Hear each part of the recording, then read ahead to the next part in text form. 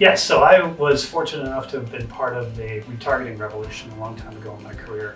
And to take a step back, it was actually quite an interesting experience, because when I first entered that part of the industry, marketers were very skeptical. In fact, I remember the second week on the job at one of my previous positions, going to a conference, and one of the big marketers stood up and said, "Retargeting is a joke, it's snake oil, you should never buy it."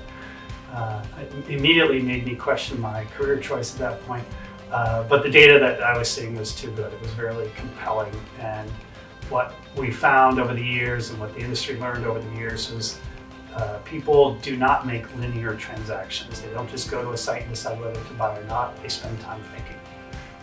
They go to a site, they look at it, they want to do some price comparisons perhaps, or evaluate different options, and that any individual's purchase cycle will take more than just one click or one visit to a site.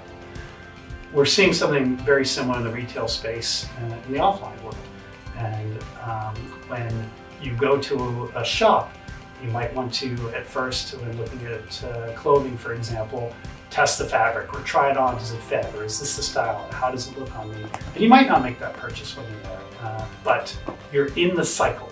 And very similar to retargeting, we have an opportunity to bring customers back and get them and engage them when they're in this consideration cycle.